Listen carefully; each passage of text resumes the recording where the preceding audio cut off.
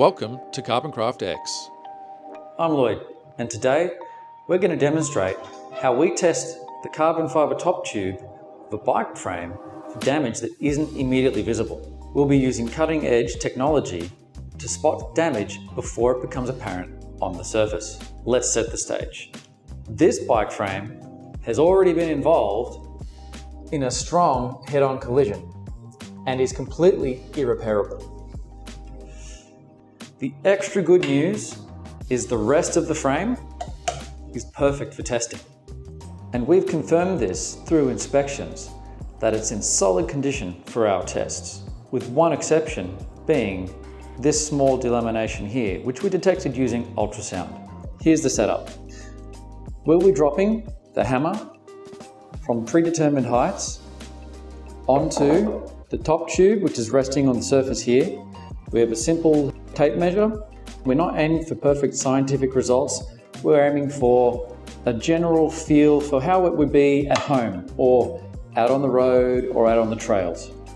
So what we're trying to replicate is what happens if you drop your bike and it hits a rock, it hits the sidewalk. It's an indication of what's going to happen. In addition to the camera setup, we have our borescope, which is currently positioned inside the frame. And we're also going to have a digital microscope to check it. After each drop, we're going to be running a full ultrasound scan on the area that was impacted. Let's get it going. Test number 3, 60 centimeters, triple the height. I hope it doesn't take out the camera. And, oh, yep.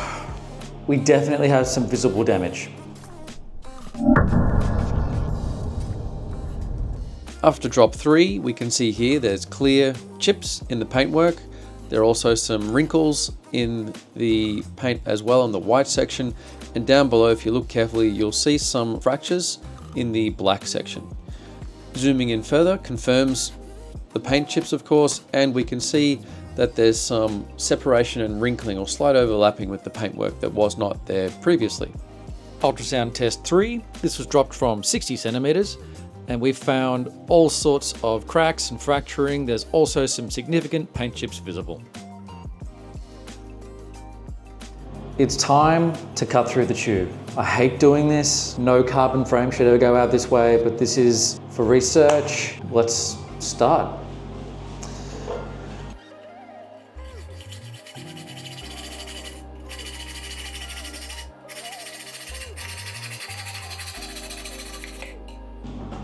Okay, time for cut number 2. It's going to be at the edge of the tube here so that we have one continuous top tube. The previous cut is already complete. Nothing left to do but to do it.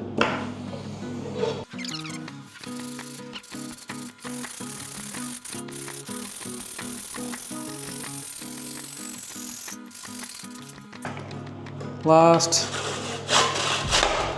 There we go. Okay, so we have our carbon fibre top tube here. We're now able to look at cross-sectioning it. This will give us the ability to have a look at the actual carbon fibre itself and see just how bad those cracks, fractures, flaws are. And we'll have a look at that with the digital microscope. Before that, let's clean the mess up, and then we can start. So we have the top tube here and we have our oversized saw blade guide. We're going to be taking our carbon fibre blade and cutting in through here.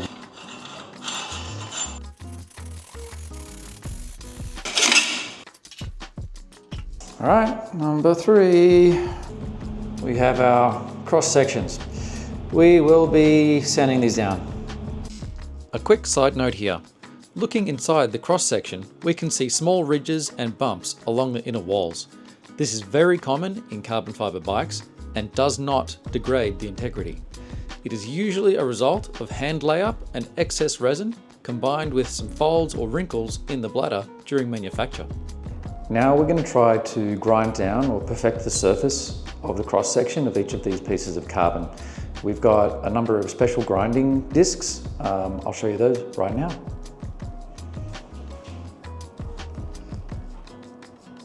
Okay, so these are the grinding discs. These guys are diamond tipped or diamond impregnated grinding discs.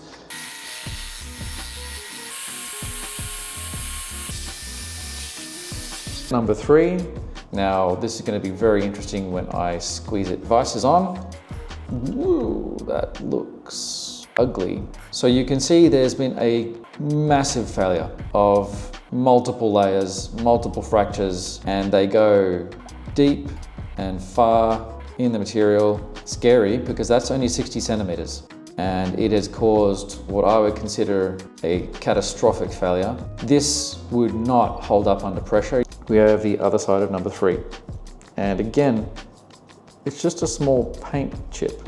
It doesn't look all that bad. Wow, that's pretty serious fracturing within the material. It's obviously going to be at a fraction of its strength. And again, this will guaranteed fail over time. Could be the next pothole, could be the next speed hump. Let's move on to number 4. This is ultra conclusive in terms of, does ultrasound work? Yes. Can it detect small fractures? Yes. We got down to 1 millimeter as we saw earlier with number 1. Can it detect stuff that's not visible on the top? Yes. Can it detect things that are not visible internally? Yes. This technology is perfect for the application of carbon fiber bike testing. Thanks very much for watching, everybody. The conclusion today is very clear. Even from 20 centimeters, you can get, as we've seen, very minor fractures within the carbon fiber structure itself.